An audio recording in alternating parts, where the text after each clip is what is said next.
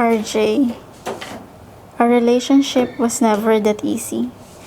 There's a lot of hardships, trials, and difficulties, which sometimes gives us the reason to give up. But really, God is good. Thank you for staying and patiently waiting until this day comes. And now, we're finally getting married. Naiiyak na ako.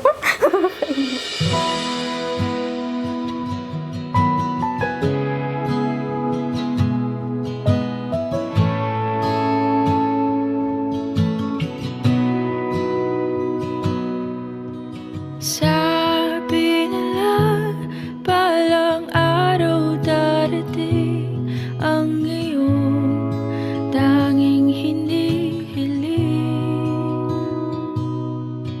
7 years of our relationship was not perfect. Minsan masaya, minsan malungkot. Hanggang sa dumating sa point na we decided to broke up. But then again, God is faithful with His promises, and He made a way to put us together again. I'm just really amazed and thankful how God wrote and worked in our story.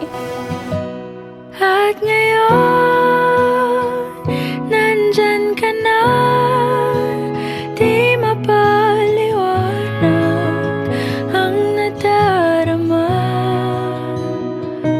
Handa ako sa walang hanggan, di basahin, Hindi kita iiwan sa hirap at ginhawa, tayo ang magkasama. Sabay nating haharapin ang lahat ng bagay, problema man o tagumpay. Sabay tayong magpupuri sa Panginoon, masaya man o malungkot ang sitwasyon. Thank you at lagi mong tatandaan na mahal kita. Today I can finally claim and call you mine. I love you. At sa wakas ay nahanap ko na rin ang aking tanging hinihiling. Pangako sa'yo na ika'y uunahin at hindi na itatanggi. First, I just wanna thank God for giving a girl na makakasama ko sa habang buhay. I'm sorry if there's a time na muntikan ko na ding isuko ang relasyon na ito. Hindi dahil sa hindi kita mahal, kundi takot ako na hindi ako yung deserving na lalaki para sa'yo.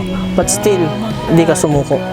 Ganun talaga siguro tulad ng kasabihan na pag ang pogi ay pumasok sa puso din naman, hahamakin ang lahat, masunod ka lamang. Parang may mali sa kasabihan kong yun. Okay lang kasi ang importante, ikaw yung tamang dumating sa buhay ko.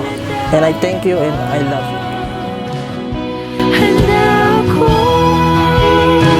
sa walang hanggan, di basahin, di ka sasaktan.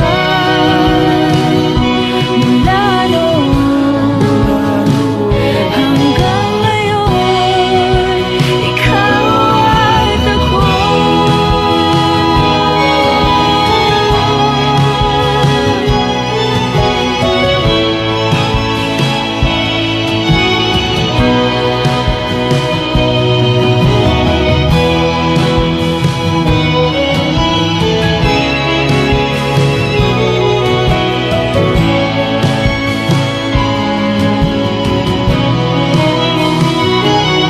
At ngayon, nandito na, palaging hahawakan iyong mga kamay.